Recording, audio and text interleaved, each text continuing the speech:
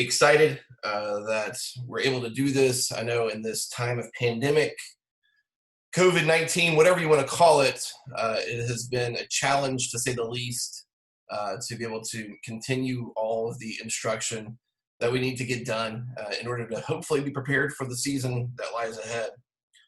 Just a couple of housekeeping items before we jump into today's conversation. If you have registered and you're using the Zoom meeting system, there's a way for you to put your name in there. Some of you have your phone names, which I get, sometimes if you're using a mobile device, it's a little bit different. But if your regular name is not the name that is showing up on the Zoom app or the website, whatever you're using, make sure that you go to the Q&A and just type your name in there. We saw earlier, Frank, thanks for that. Frank's got a crazy name out there, but he let us know we're there. Speaking of Q&A, there is a button there for Q&A that will allow us to answer your questions on the fly. Some of those will be answered live on the video. Others will be just a response back to you. It is myself, Tim Yarbrough, and Brad Markham as your panelists today. And so Brad will probably be answering most of those questions for you, unless we're going to go ahead and answer them directly here on the video.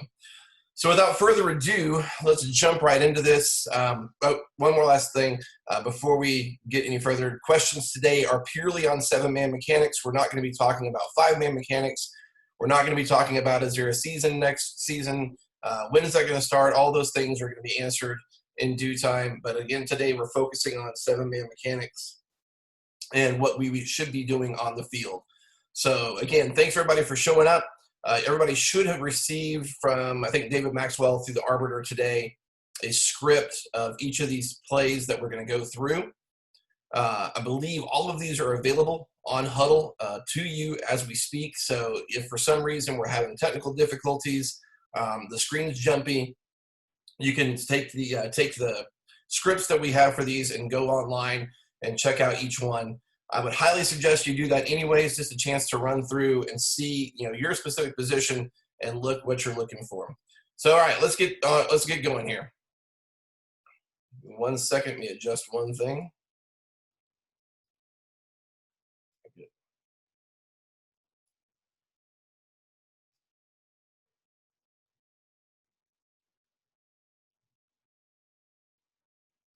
This is more of a mechanical issue. Nothing really here. We got the back judge crashing in to get this. We got the side judge crashing in to get the spot. Gentlemen, we saw this quite a bit in the previous, this past season. Obviously, it was our first season working 7-man mechanics full-time. Remember, line of scrimmage, that is your responsibility for forward progress all the way to the 2-yard line. Back judge is kind of showing a little bit of old 5-man mechanics here, crashing in to grab that spot. No reason for him to crash in. There's really nothing that's going to happen that is, really he needs to be on top of. And again, the side judge, let him have it. It's about a 20-yard pass. I mean, we can certainly get our head linesman down there in order to get that spot.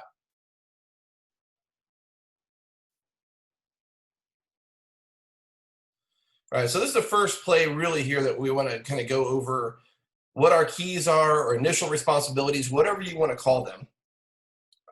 If we think about all the different responsibilities that we have on the field, initially we're going to be assigned typically to 1, maybe 2 people. Unless you're an umpire, maybe you got 3 people that you're looking at. So if we look at this particular setup, we've got a wide receiver out to the far side of the field. That's going to be covered by the side judge. You've got a twins format on the bottom side of the field. So you've got the wide receiver going to the field judge, the slot receiver to the back judge, and then the line judge is going to have the backfield back, so in this case A25, and then the tackle on his side as well. Now the big key with all of this is that we don't want to be officiating dead air, right? We want to be telling people exactly what, we want to be focusing on exactly what your keys are, your responsibilities are. I did just get a message to come through. By the way, this is, if you're looking at this on Hudl later on, this is Yarbrough 7-man is the name of this particular Hudl clip. So let's kind of roll through this and see what happens, what we have going on. if we look right now, it looks like the L is honed in on this runner, the QB. Referee, you've got that quarterback until he becomes a runner, and don't clear off our responsibilities too fast. So the line judge has already cleared off his running back, who we can already see he's got his head turned back to make something happen. And we've also already cleared off our offensive tackle. Roll it forward. If we're on our key, we're going to see him ready to swim back upstream to deliver a potential blindside block. And boom, there's our blindside block. So if we have our eyes in the right place, if we're looking for, give me 1 second, gentlemen, getting some text messages here. People are having some issues. All right. Looks like everybody's able to see this. So if we have our eyes are in the right place, we're focused on the right keys, we're going to catch these types of penalties, these types of fouls. The coaches were complaining early on, 7-man means we're going to have more flags down. I think we proved last year that that's not necessarily the case. But the key here is that we want to have a better quality flag down. That's something we should have had down for sure.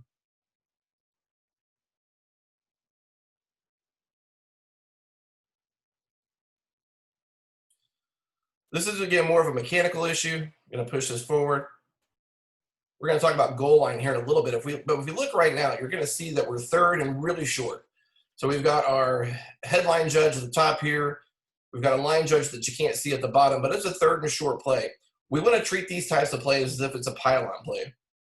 We want to have that initial responsibility. We want to have that initial move to get right on top of the pylon, or right on top of the stick. And then we want to crash in to sell this call.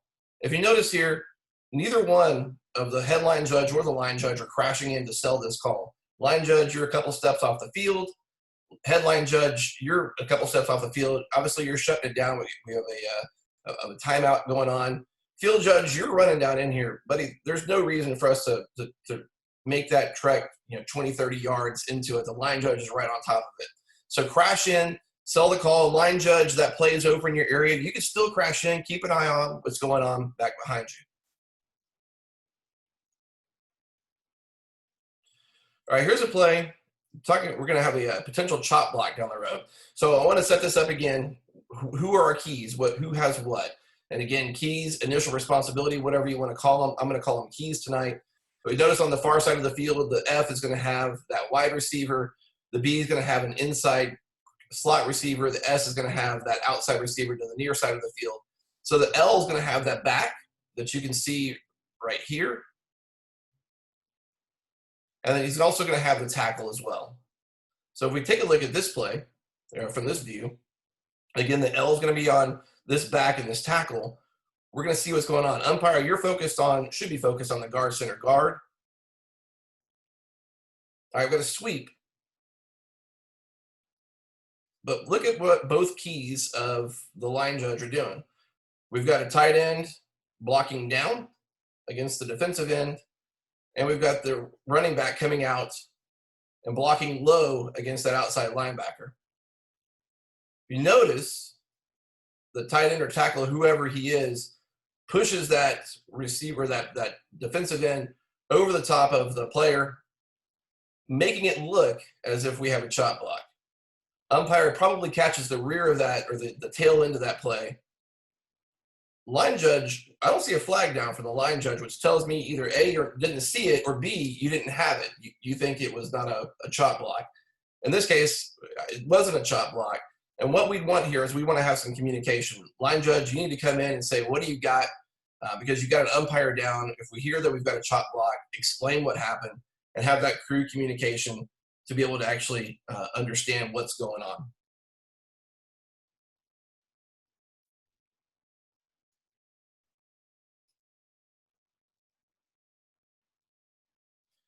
Here's another mechanical type of scenario or situation. Look at your deep wings. Deep wings, you're positioned pretty well. You're about 20-ish yards off the play here. You're probably closer to 19. I'm going to say this again in another play down the road. Guys, these boys are fast. They're not, even at the 2A, 3A level, these boys are pretty fast. So when we see that we're going to have a passing team, and you should be looking at this in Hudl the week prior, if we see we've got a passing team, adjust as accordingly. So in this case, We've got the field judge over on the far side of the field who's got that responsibility, that widest receiver, which happens to be on the line of scrimmage. He's right about 20 yards deep. But we see the receiver go on a streak. And what we need to do is when that receiver is streaking on the field, we need to be on our tail going. The field judge doesn't even begin to move until the player's behind him. And certainly we're in no position at this point to make any kind of call whatsoever. So we need to get into a back pedal when we see that. And then once we see that we've got a fast streak, we need to get into a run. Now I get if we're hurt, if we're not feeling good, I get that happens sometimes. But if that's the case, we need to adjust, ourselves and help our crew out.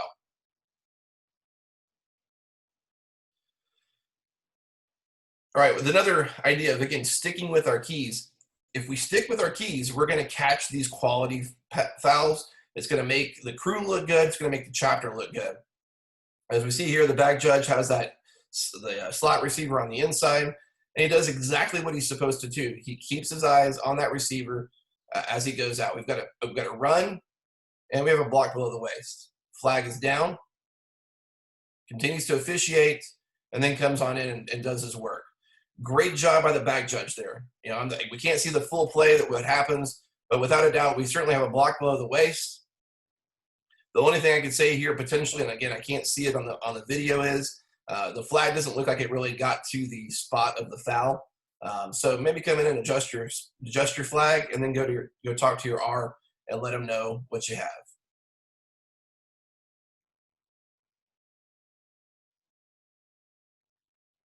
All right. Again, if we stick with who we've got, we're gonna catch the penalties that are gonna hurt us. In this particular case, we have the headline judge who has the slot receiver in this particular case. Remember, if we've got balanced formations, so receivers to both sides or twin formations to both sides of the field, we're going to have the field judge up here. The back judge is going to always go to the line judge side of the field, and then the H and the S will have responsibilities down here. Again, like I said earlier, we don't want to officiate dead air, so let's see what happens as this play is rolled forward. All right. Our receiver, we've got pass play. Our receiver's not threatened at all. There's nobody around him. So our eyes really should be trained in on this tackle at this point if you're the headline judge. On the headline judge, I can see right there, we've got a grab, we've got a dip. We've got a penalty without a doubt. So that's a great penalty to have from the sideline. The whole point of seven-man mechanics is to catch those types of fouls because we were missing them a lot in the five-man world because we did have so many extra responsibilities. Without those extra responsibilities, we had the ability to train our eyes in. 1 second, gentlemen.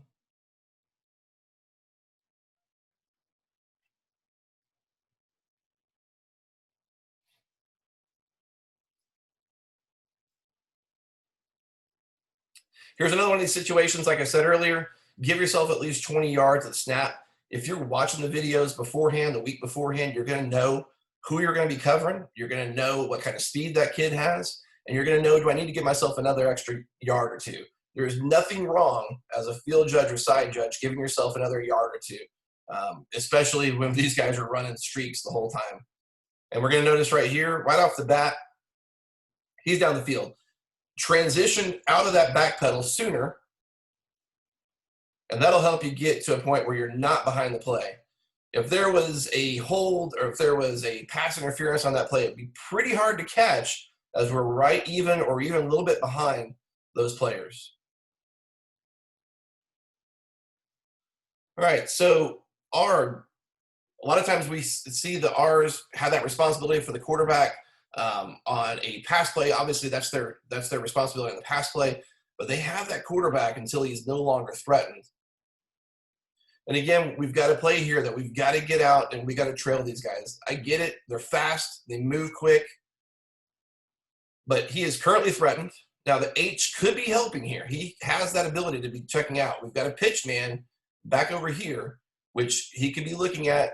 Or you could be also trained in there a little bit. But you see that your quarterback is going to be threatened. You know, on this type of play, there is somebody that's going to headhunt that guy.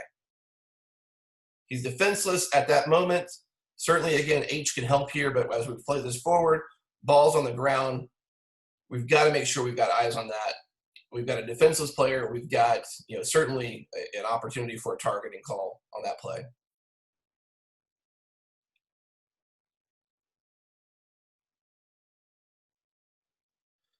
Again, we stick with our keys. We stick with our initial responsibilities. We've got a back out of the backfield that's going to be going over to the headline judge. Headline judge should be watching that. As we can see, we have a block below the waist. It's not 10-2. We get him from the side. Again, we should have the ability to have a flag down there. All right, so chop blocks. We'll see a few of these here in a little bit, but chop blocks don't just happen in the middle of the field. Chop blocks aren't just called by the umpire. It's a call that they typically are going to have because you're going to see it usually with those guard center guards, but you can see it, especially when you've got a running team like this. They're stacking the line of scrimmage. They've got 7 guys on the line of scrimmage. In this case, we've got an outside tight end with a tackle. Tight end is going to be covered by the side judge. The tackle is going to be covered by the headline judge. And look exactly what happens at the snap. Boom, boom. We should have 2 flags down there. Side judge, feel free to throw a flag in on that call. You should have seen it. Headline judge, that should have been you as well. Like I said, we do catch the chop block most often as an umpire. Umpire, you got those guards center guards. If it's a pass play, you're going to have the near side receiver to the quarterback's throwing arm. Referee, you're going to have that offside, not receiver, excuse me, near side tackle. Referee, on a throw, you're going to have that offside tackle. You're the opposite tackle from where you are. In this particular case, check out the guard center guard. Not sure what happened there. It looks like, umpire, it looks like you're on it. So maybe you made the call that this wasn't a chop block, or maybe it happened. I mean, if we slow this down at real time, or excuse me, not real time, but we slow it down in super slow-mo, it happens right as that ball comes out. So you might have been moving your eyes a little bit at that point. We can kind of see it coming. That's the type of play we want to hold on. We don't want to change immediately, go to that pass when we see that type of play coming up. Mechanical issue here. Headline judge, as we can see, is waving furiously. I got guys off the line. How many do we have? 1, 2, 3, 4. We have 5 in the backfield at this point in time. If we've got 5 in the backfield, I think most every crew that I know of, and certainly I think most every crew in the chapter, is using some sort of O2O or official-to-official communication device. If we see this, guys, I don't care what your process is, but we both need to have a flag down on that. So if we see that we've got 5 in the backfield, what I'm doing is I'm on my radio with Ryan Duffy, and I'm saying, Duff, I got 5, and he's doing the same thing with me. That way, we both of us have flags up at the same time. So good job there. Both have flags up. That's what we want to see. So good work.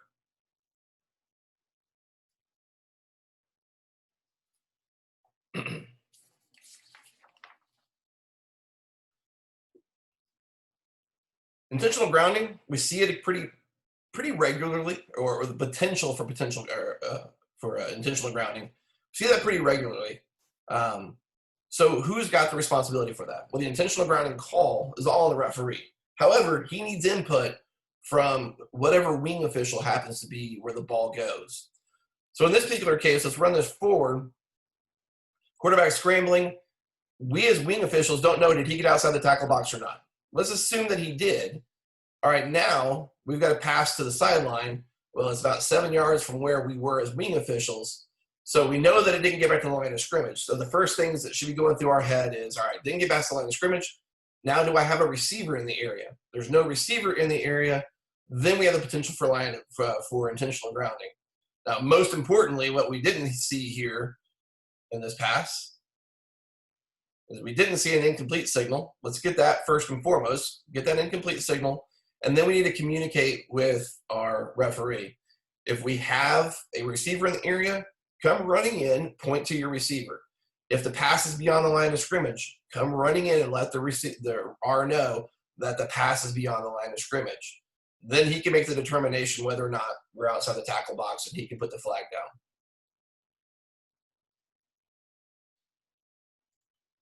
A couple of years ago, we had some changes with ineligible receivers downfield, IDP. For the longest time, it's been really the true responsibility of the umpire.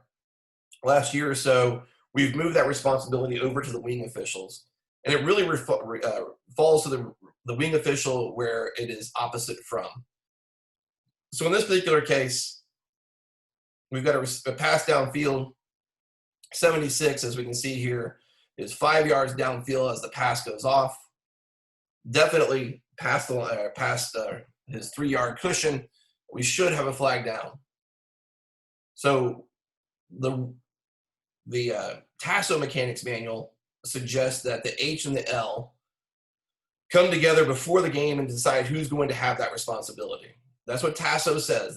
If that's what you guys are going to do, then do that and stick to it throughout the season. I'll tell you that the CCA mechanics manual, which we should be mirroring, will tell you that the offside wing has that primary responsibility for the ineligible player downfield.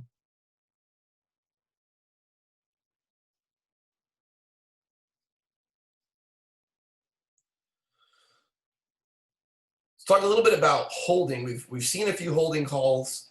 And we'll talk a little bit about this in the idea of categories. Gents and ladies, we need to know what categories that we have when it comes to holding. Do you know the categories? Do you know grab and restrict? Pardon me as I go back and look at all my different categories real quick. Pull over, hook and restrict, take down. What happened? Pardon me. I'll come back. Hold on. There we go. Sorry. So we needed to think about what our categories are as we are in the process of thinking about a holding call. So as we see here, the tight end, you can't see on this particular screen, and even in the wide view, you can't see, but there is a receiver down here. We've got twins up here. So this is going to be the H's responsibility of this tight end. We'll see a better view earlier. Does he get a grab? Looks like he does. And certainly Coach Molesky is there to help you just in case you missed that call. He's always there to help you out. We get a better view of what this looks like. Excuse me. What this looks like from the end zone. You're going to see the tight end grab him and dip right there. Pulls that way, gives him, takes his legs from him, and gets that receiver, or excuse me, the running back out to the outside. On occasion, we might have two officials on the same player. Doesn't happen often. We think about 7-man mechanics. Typically, we're on one. Deep wings are on one player. The short wings are typically on one player as well. They may have two, but they're really kind of keying on one. In this particular case, we really both should be on the H and the R should be on that tackle. It's a pass play.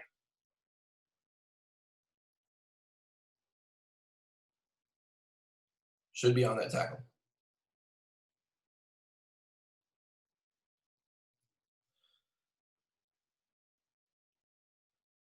All right, I'm going to go through a couple of mechanics plays here. We saw this quite a bit last year as we were looking at video. We're going to think about it in the standpoint of ball mechanics, ball mechanics and dead ball mechanics. This play is more of a ball mechanics type of play. Take a look at the H at the bottom of the field. Got the pass interference, got the incomplete call, but then he's just jumping off and going to grab that ball. Guys, I know the ball boys aren't great a lot of times at these games, but give them a chance. There's no reason for us to go chasing after that ball when we got guys on the player, especially we notice we kind of look back at this. Go to the tight view. He's off of it. He's looking at something else. Meanwhile, we've got a player clapping over the other one. And he catches it, if you notice right there, he kind of catches it after he's going by going, crud. So, again, if we just slow down, that ball's not going anywhere. We'll get another ball in. We can catch these types of plays. Think about this. This is play 13 in this game. That wouldn't be a bad one to catch early, whether you want to give him an unsportsmanlike for taunting or if you just want to talk to the kid. That's certainly on you. But that's a good one to catch early so we don't have this kind of stuff get out of hand. Similar, actually, we're going to skip past this because we're going to, oh, no, never mind. Guys, don't turn your back when you got colors in the opposing bench. Now, I know now that we're doing 7-man mechanics, I know I've got somebody back downfield 20 yards that can come in and help me out. But when it is right there on top of me, I need to be watching that play. We got another player coming in to clear it out. That can get ugly pretty fast. So again, slow down, ball mechanics, dead ball mechanics, take your time. Guys, we'll get that ball back in. We'll have the ability. And again, don't turn your back to these. Hey, Timmy. We're going to skip past this one. Tim? Yeah. Can I interrupt you for just a second? Absolutely. Yeah, we've got people asking questions, referencing the last play. You go kind of fast. So if you could preface each play by the play number. Oh, sure. Okay. Participants, when you ask a question, do it in reference to play number, please. Okay. Absolutely. Should we go forward or do we go backwards, Brad? No, I don't. Somebody recently asked, on that play, pretty much what they said. I don't know what play number it was. So okay, just from going forward, you okay, can give us the play number. Absolutely. So this is play 127. Again, this goes back to the idea of knowing our categories. We've got a pass play here, so we got a potential for some sort of interference. Know our categories before we throw it down. And in this particular case, we've got a defensive pass interference with an arm bar. Great position by the deep wing over there. The back judge is helping out. We got 2 flags on this. We certainly want to have some conversation. Hopefully this happened. Both the back judge and this is obviously the side judge at that point. Hopefully the back judge and side judge came together, said what they had. Yep, I've got a DPI. I've got an arm bar. Great, same thing. And then the calling official goes, in this case, the side judge should be running in there to let the referee know what we have. Play 164. This is, again, goes back to the idea of we don't want to leave our responsibilities, our keys too early. As we run this play forward, it's one of those razzle-dazzle trick plays. It's play number 164 in this particular game, which means that we're at the end of the game here or getting pretty close to it. So something's probably going to be up the offensive sleeves. H and the S on their given responsibilities and see what goes on. All right, we got to, no, get the flea flicker. But if we go back and let's take a look at what the S's key is doing. He's going to run a pass. Oh, is he going to block? No, I'm going to go ahead and just block the whole way. And the side judge is in fantastic position. He gets a little flat-footed a little bit. He's throwing his flag. If we have this in a tighter view, you'll see him. He's throwing his flag. Gets a little tight, but that's okay because we know we've got a penalty that's coming back. He doesn't necessarily have to be at the pylon for this particular play. But a great job by sticking with your keys the whole way through. Sometimes sticking with my key, my responsibility, may only take a second or two. Sometimes it may take 3, 4, 5 seconds before we need to pull off of that key. Again, here's the end zone view of this. You can take a look at what the side judge is doing. Maybe we transition out of that back pedal a little bit earlier, but that's okay. We're still in a good position there. All right, play 35.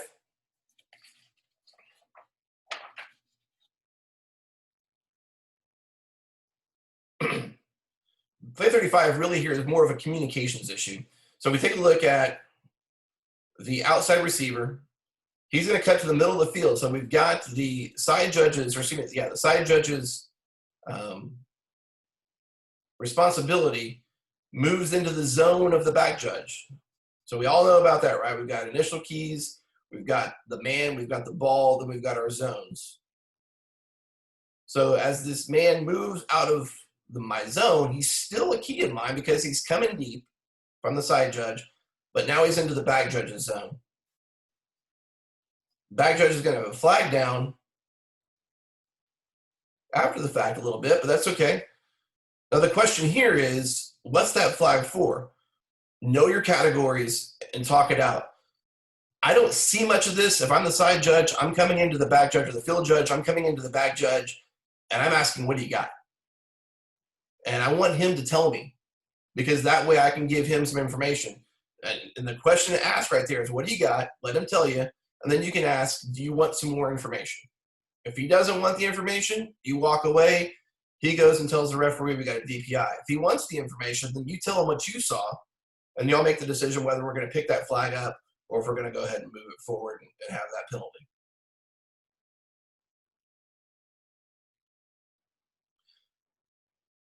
Another mechanical issue here, we got trips to the wide side of the field, or the far side of the field here. So we think about our responsibilities.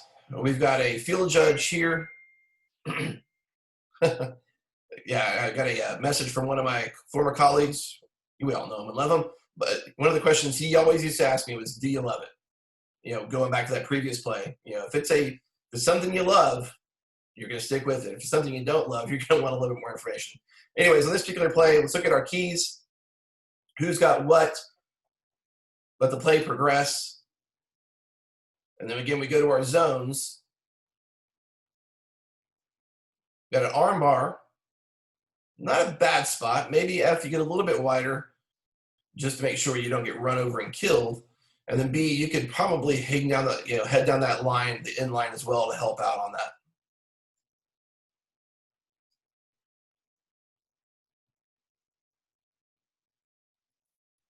Oops. Again, here, if you're looking at our keys and responsibilities, the deep wing, you're going to be able to see some holding, especially in sets like this. It should be first on your kind of first on your mind. I've got two receivers bunched up in here, and the moment that I see run, I should be thinking about, okay, what do we got? And we certainly have a grab and restrict. We got darn near a tackle there. So again, there's nothing wrong with throwing a holding flag if that is your key from 20 yards away. It's the reason we got you out there. Coach Basor's letting you know it too.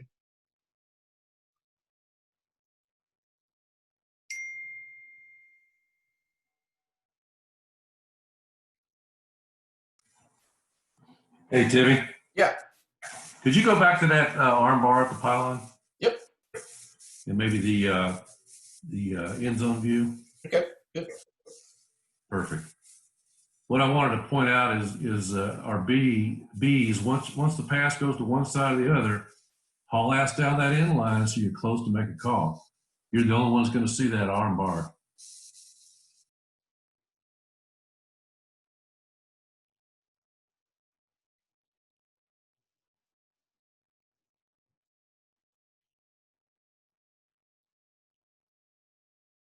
Again, some good points there. This is previous film review. So, all right. Again, oftentimes, we're not necessarily always on one key. Again, we got that same type of scenario. We got the twins formation. The back judge is going to be on the line judge side. Headline judge, you're going to have a couple of different people you're going to be looking at here.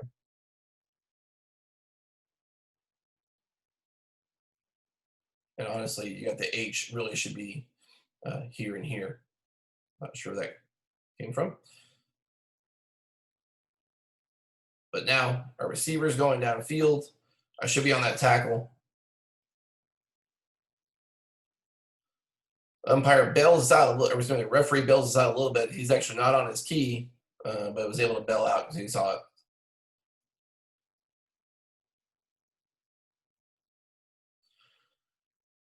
This is something we saw, again, this is mechanical. This is dead ball mechanics. Something we saw a lot last year. Everybody should be getting an Amber Alert here in a minute. So we saw this a lot last year. Deep wings, when we've got the opposing players or we've got people deep into the sidelines, you got to get in there and get them out. Clear the opposing colors out. Let's just kind of run this back a little bit here. Now, granted, we've got players deep. There's no doubt. We got to scramble. We got to get in there. Crash in. I get it that it's a long way away, but at least make the effort to get in there. You may not make it, but get in there. If you have the ability to make it. You're not 30, 40 yards away. What I want you to do is I want you in there yanking those guys out. Not yanking, it's a bad term. Making sure that we're escorting them out of there.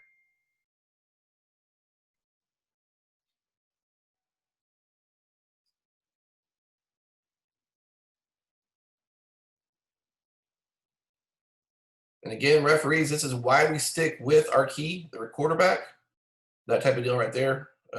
Yeah, that's another reason that we want to look at this video. Line of scrimmage, guys. That play is coming your way. I'm going to roll it back a little bit this way. That play is coming your way, line of scrimmage. Don't get caught in dead man's land, no man's land, or as I like to call it, dead man's land. Step back into the backfield as they start rolling your way. You know, we had this conversation kind of early in the year last year. This is an early game last year. Don't drift down the field. There's no reason as us line of scrimmage guys really to be drifting down the field too much, especially in this type of play. Come backwards, get back in the backfield, and then we avoid having our legs taken out like that. Again, referee, you're sticking with your key. Good job by having the flag down on that late hit out of bounds.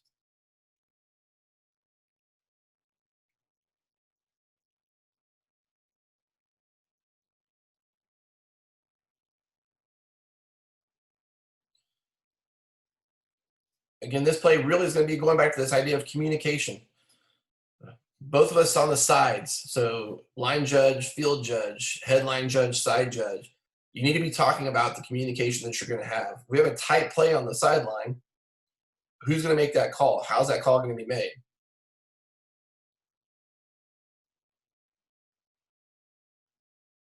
You need to come in and communicate, talk to one another. However it is, you're not that far in that particular play. You're not that far from one another. So feel free, yell it in there. Tell everybody, hey, look, I've got the catch. I don't have a catch. Feet are down. Whatever it is, make sure that you're communicating with one another before one of you starts signaling incomplete and the other one of you starts signaling a completed ball.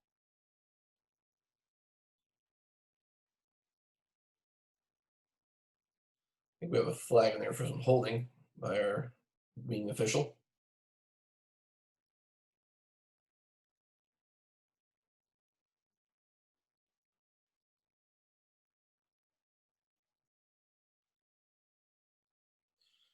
All right. One of the last plays that we're going to get to tonight on the mechanics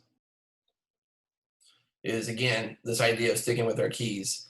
Not only do we have defensive pass interference, but we also have offensive pass interference.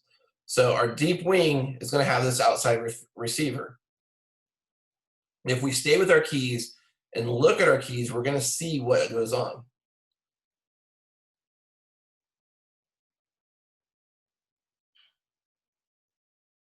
We could almost assume that this was probably meant to be a screen. But as we notice there, ball is caught well beyond the line of scrimmage. So if we have a well beyond line of scrimmage catch, and if we again go back to the key of the outside receiver, what is he doing? He is blocking the entire way in that play. Should have had a penalty flag down. I like the positioning, but we've actually got a touchdown flag or a touchdown signal up. So get a better view of this. Again, pretty good chance this was going to be a screen pass, just got away from him. And then we end up missing the call.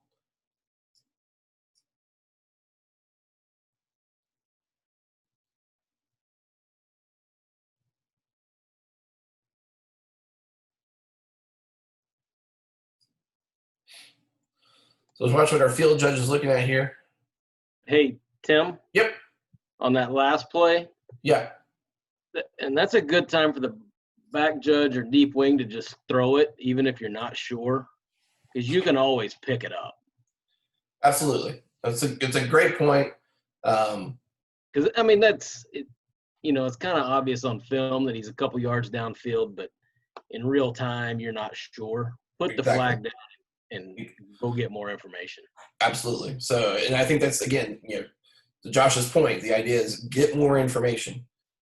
We don't have the luxury in most of our games. A couple of our games, maybe a year, if we get to a state championship, we got the luxury of instant replay, but we don't have the luxury of instant replay. Throw the flag, and if we get called off of it, we get called off of it. There's nothing wrong with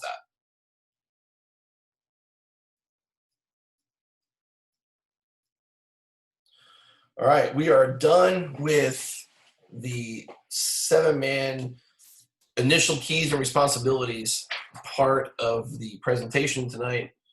We are about 45 minutes in. Let me stop there.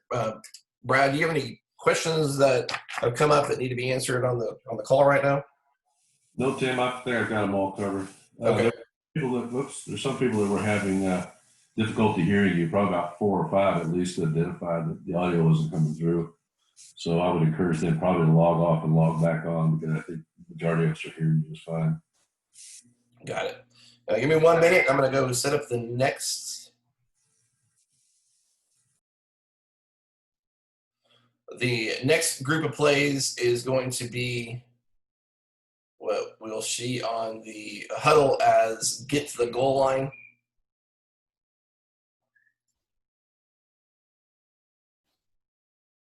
Let me share my screen real quick with you guys.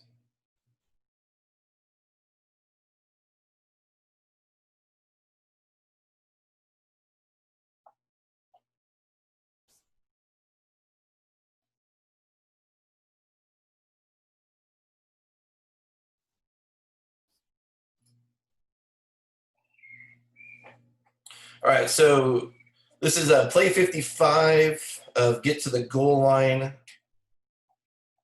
At the snap, we really should be seeing the H and L move to the goal line. I get that we're 6 yards out, but we have nobody who's going to be covering that goal line other than us, the H and the L. So really need to be making that move right at the back, getting to the goal line. We can always work backwards. None of us are there to, thankfully in this case, it looks fairly obvious that we've got a touchdown. Maybe it's not. But this is one of those ones that we want to make sure that we are there at the goal line. Otherwise, it comes down to, was he there? Was he not there? Boy, I don't know.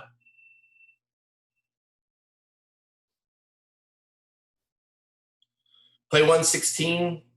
Again, this time we're snapped right at the 5 or right inside the 5. I like where you're at, line judge. You're pretty deep and wide, or excuse me, wide off the field.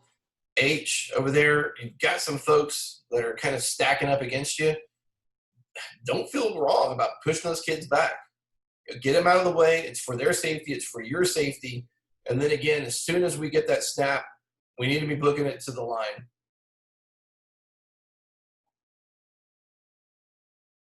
We're like the call, but again, you're in a position that doesn't really look real strong. If that was a close play, you're not in a position that's really going to help yourself.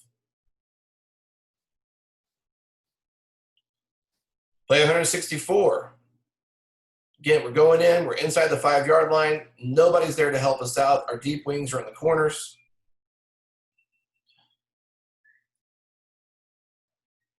Oh, ball snapped over the head.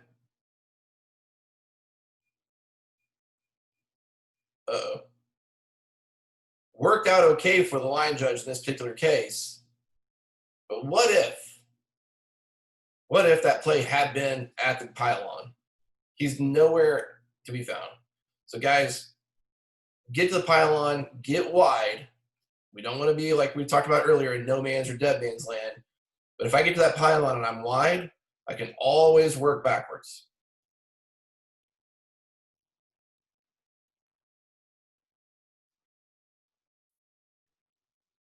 All right, 1 second.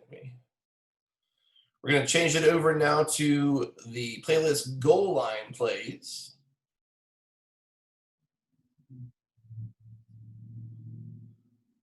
So this is reverse goal line mechanics. Ball snapped at the 5. Someone needs to retreat to the goal line as it is threatened. L should be the one retreating. H, you should read and react. Nobody makes a move. We're okay, but nobody makes that move to get back to help out. So this is play 92. Ball snaps at the 12-yard line, going in. The F and the S are on the goal line. Let's watch what happens, though.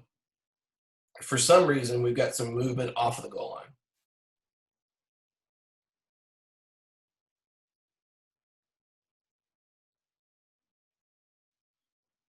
Deep wings.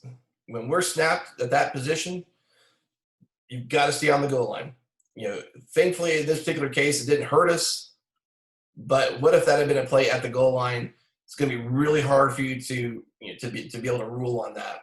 Don't step away until the ball goes into the end zone, and you can slide down and get to it.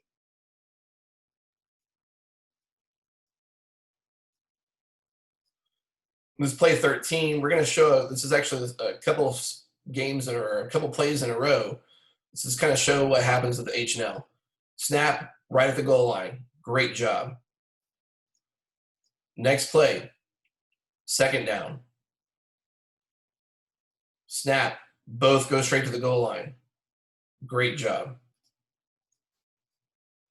Play 15, same game. Next play.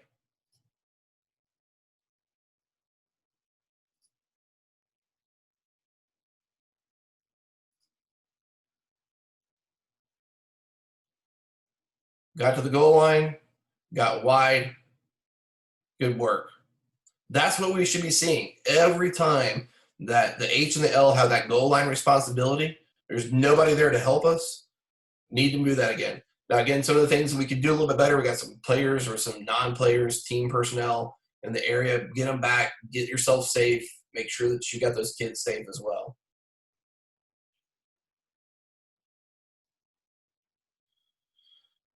All right, another one of these situations. We're at the 7-yard line. Looks like we got first down. So the deep wings have been pushed back to the corners. The short wings have the responsibility of the goal line.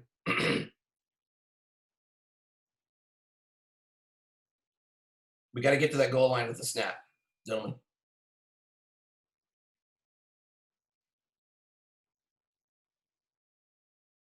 So our L finally gets there. H finally gets there. Again, we're okay in this particular situation. Ball's deep in the end zone. But again, what if? What if that knee had come down at the 1 and we got a double action at the half-yard line?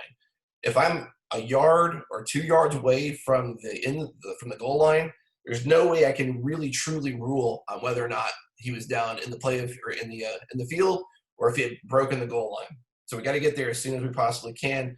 And again, as soon as that snap goes off, make that move to the goal line. Same play a few plays later, or same game a few plays later. So now we've got a third down, and let's call it about 12. We're about the 13-yard line. So the deep wings now have goal line responsibility. The short wings have their responsibility on the goal or at the line of scrimmage. Plus, again, where do we go here? We've got line of scrimmage. Line of scrimmage has forward progress all the way to the 2-yard line.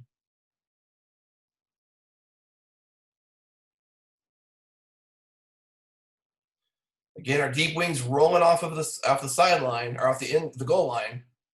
He is nowhere to be found. This is one of those situations, again, if we move off that goal line, there's no way possible that we're going to be able to rule on this.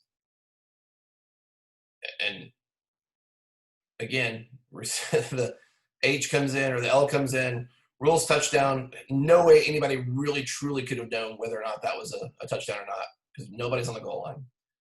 Probably pretty close. Looks like we're good. But we need to be in a better position. Follow the mechanics of the goal line. All right, play 51. Ball is snapped at the 8-yard line. So, again, we're at the 8. So the line of scrimmage guys are going to go to the 2. Our deep wings are already at the goal line.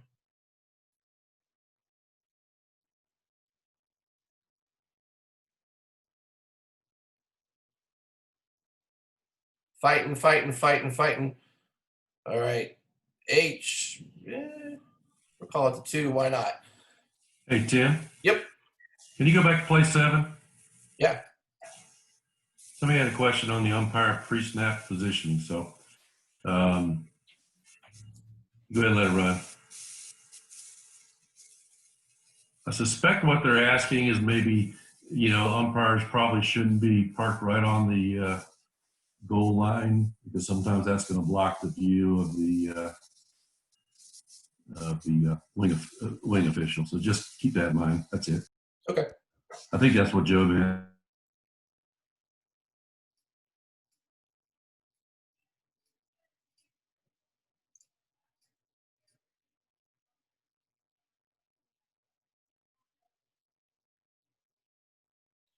Let's go ahead and pull it forward to play. Actually, let's go back to before here. I'm sorry. 102. So play on 102. Ball is snapped at the 7. We don't see everything here, but we can see obviously that the deep wings are back in the corners. Line of scrimmage officials have the goal line responsibility.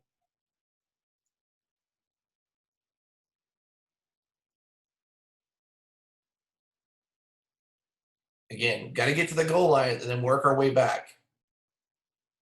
Next play, again, we're just kind of watching it. Worked out okay, but we want to get to that goal line and then work our way back. All right, play 115.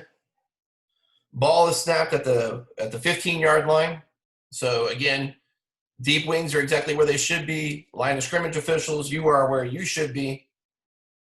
Let's see how this play unfolds.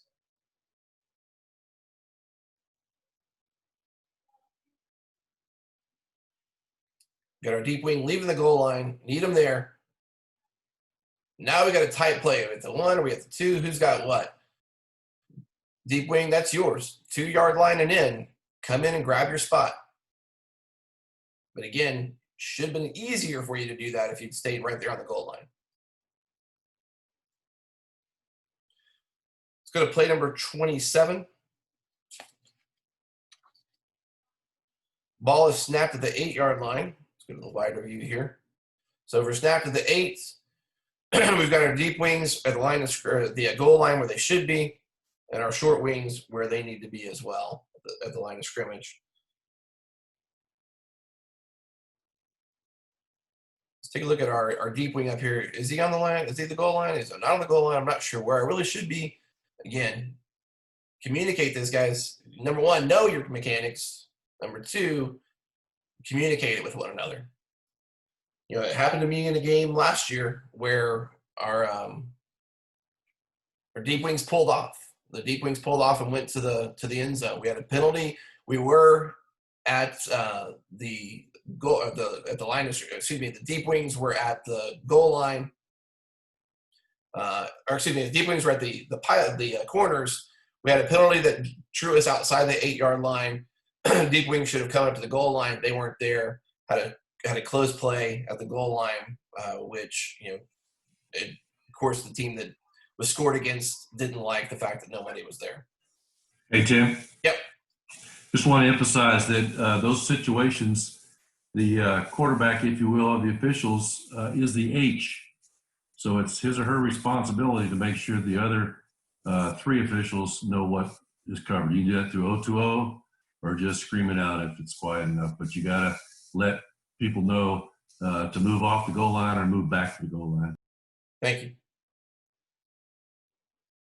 Ball looks like it's punted from, the snap from the 50. First snapped from the 50-yard line in. Probably want to go ahead and be at the goal or at the pylon already. You don't have to run back to it. Again, if we have a tight play where the goal line is in question, if we're not already there, it makes it really hard for us to make that determination.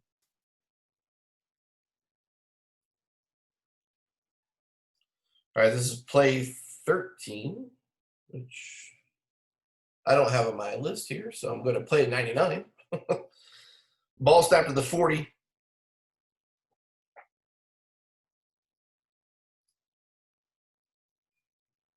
I'm going to take a look at our deep wings here. Oh.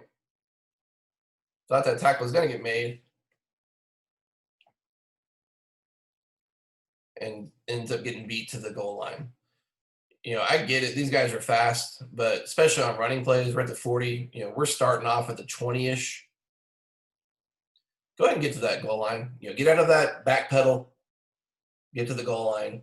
Again, that play, not a big deal. It's pretty evident he's in the in the end zone. But again, if it's a tight play, it's going to be really tough for us to actually make a ruling.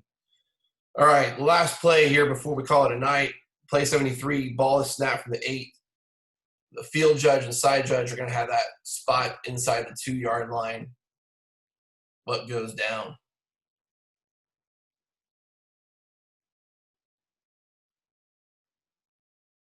Look at this tight. Hey, field judge, side judge. If your H gets in the way, your L gets in the way, step in front of him. Don't give him the arm shiver, but you need to let him know that's your responsibility. You got it. All right. H and L's, you got to know that, inside the 2 is not mine. It got to stop. And it's hard. Guys, we've run a lot of 5-man mechanics, and we've got a lot of guys that have a ton of years in 5-man mechanics. It's just breaking habits. And breaking habits are tough, but we got to do it in order for us to make this 7-man mechanics as successful as we possibly can be. All right, we are done with the plays for tonight. We are right at 7:30. We got a few minutes here. If anybody has any questions that we want to talk about live, Brad, I'll let you cover those. Anything we want to bring onto the video. Yeah, little Murph had a question on play 99. Play 99, should the short wings have an offensive hold at the line? Pardon me, guys. Give me 1 second.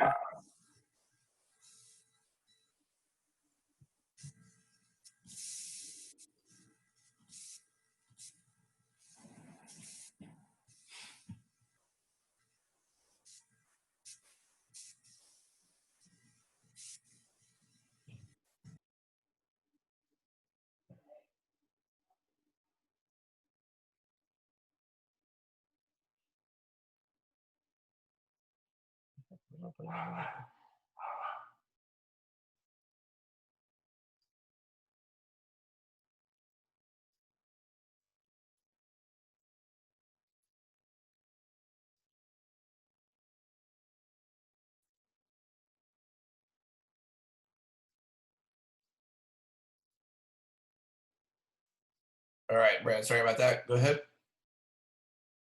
Well, the question was, should the wings have a hold on the line of scrimmage? But I think it's too jerky to be able to do.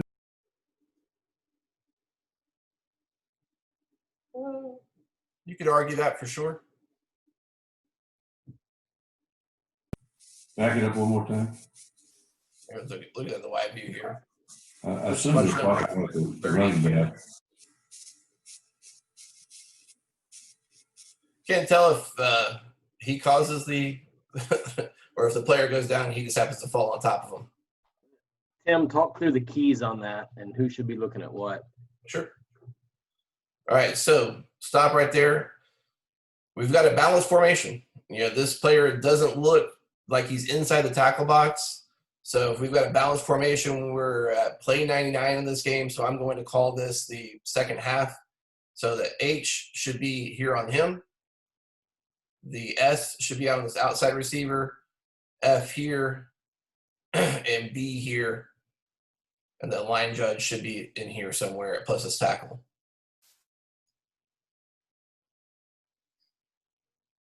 So the H, definitely should see that. Looks like he's watching it the whole way. If you watch the H, he's kind of watching that all the way. Yeah. And I'm guessing right there he thinks maybe that the Team B player might have lost his footing and Team A player just kind of went on top of him. You have an end zone view, Tim? I'm sorry? There is not an end zone view in that one, no.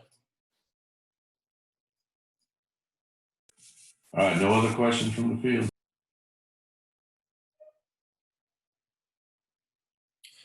All right, so we are right at 7:30, 7:31 actually. Gentlemen and ladies, we appreciate very much everybody spending some time with us. We're going to do another one of these tomorrow, focusing on kick mechanics and reverse mechanics and all those good things. So make sure if you didn't attend it last week that you attend it next or tomorrow. It's going to be brought to you by, I think, Brad and Austin. Again, appreciate the time, appreciate the questions. If you have any questions that you didn't get answered tonight or you wanted to wait, feel free to reach out to any of us. So that's Brad Markham, Steve Hrdlicka, myself, Austin Wright, David Maxwell. So give us a call. We can walk through these individually. I know I had an umpire that's making a move to the wing, gave me an email ring a couple of weeks ago and asking for some help. Guys, that's what we're here for. We want all of us to be successful. We want all of us to do the best possible job because it makes us all look really good. Appreciate the time. Appreciate the questions. Hope y'all have a great rest of your week. Everybody stay safe, and we'll look forward to seeing most of you tomorrow.